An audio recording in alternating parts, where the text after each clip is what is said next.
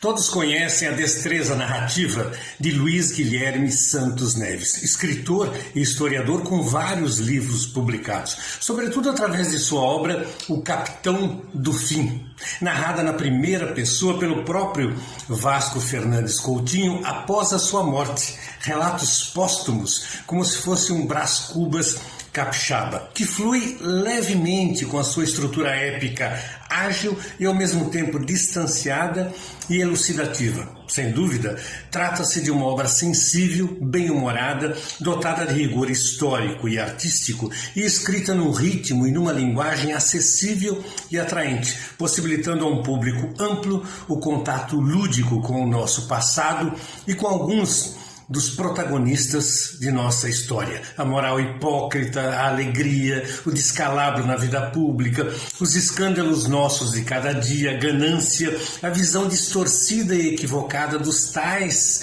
que os tais civilizados tinham dos indígenas, os habitantes originais desta terra, a sensualidade, a relação profunda com a natureza e as contradições entre produzir incessantemente ou desfrutar a vida em meio às belezas naturais. Tudo isso aflora na obra, proporcionando ao leitor momentos de prazer e de exercício do senso crítico. A estrutura de outra de suas obras, A Nau Decapitada, contendo muitos desses elementos, parte de um relato de viagem constante nos arquivos históricos relativos à formação do Estado do Espírito Santo, escrito por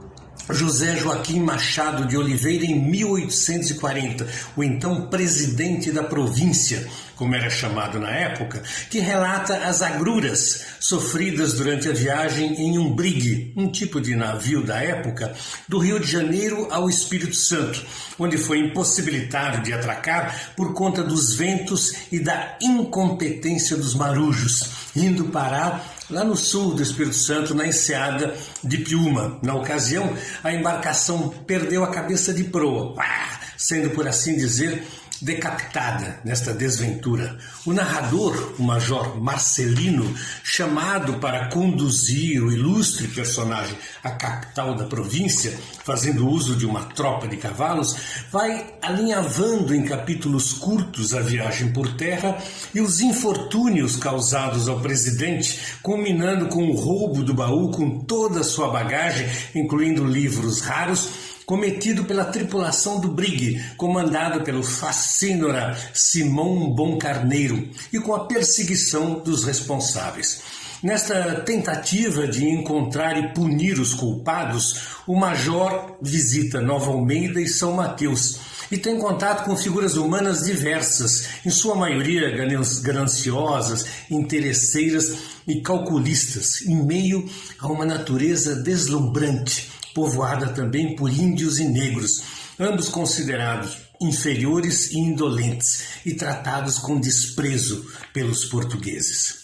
Depois de um ano terminado o mandato do presidente, o narrador, o Major Marcelino, retorna a Itapemirim, onde residia, e coincidentemente reencontra o grumete Nico Querubinho, da tripulação do brigue, que havia trazido a tal autoridade política que desencadeou toda a história e foi a razão de todo o seu trabalho, e se apaixona por ele. Mas pouco tempo depois é abandonado por Nico, que parte de volta ao Rio de Janeiro após reencontrar o seu primeiro senhor e amante, o Simão Bom Carneiro, que o havia introduzido neste tipo de relação. É uma ousadia do autor, Luiz Guilherme Santos Neves, ou um comportamento comum naquele mundo masculinizado e machista, apesar de ser um tema tabu na época?